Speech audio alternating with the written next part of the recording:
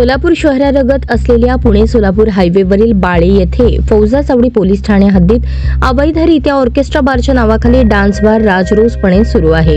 याकडे सोलापूर शहर पोलीस दल जाणून बुजून दुर्लक्ष करत आहे। एकीकडे सरकार लाडक्या बहिणीच्या पाठीमागे आहे असे भासवायचे आणि इकडे लाडक्या बहिणींचे संसार उद्ध्वस्त करायचे, हीच का लाडकी बहीण योजना, असा सवाल एका महिलेने केलाय। फौजदार चावडी पोलीस ठाण्याच्या हद्दीत सोलापूर पुणे हायवेवरील बाळे येथे हॉटेल चॅम्पियन ऑर्केस्ट्रा बार रात्रभर सुरू असतात। त्यामुळे सोलापूर शहरातील युवक वर्ग मद्यधुंद होऊन या डान्स बार मध्ये जाऊन बसतात। तसेच या डान्स बार मुळे अनेक महिलांचे संसार उद्ध्वस्त झाले आहेत। हॉटेलमध्ये अत्यंत तोकडे कपडे घालून दंगानाच केला जातो। शासनाच्या नियमांचे उल्लंघन केले जाते। हॉटेल मालक मुलींना बळजबरीने अश्लील व अर्धनग्न अवस्थेत ग्राहकांसमोर नाचवतात। डान्स बार बंद झाले नाही तर आगामी काळात आणखी संसार उद्ध्वस्त होणार आहेत। याला कारणीभूत कोण?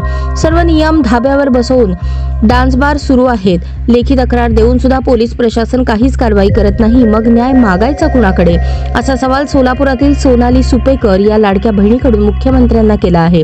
डान्स बारवर कारवाई केली नाही तर 500 महिलांना घेऊन जिल्हाधिकारी कार्यालयासमोर आंदोलन करण्याचा इशारा मुख्यमंत्री व सोलापूर पोलीस आयुक्त यांना सोनाली सुपेकर नावाच्या लाडक्या बहिणीने दिला आहे।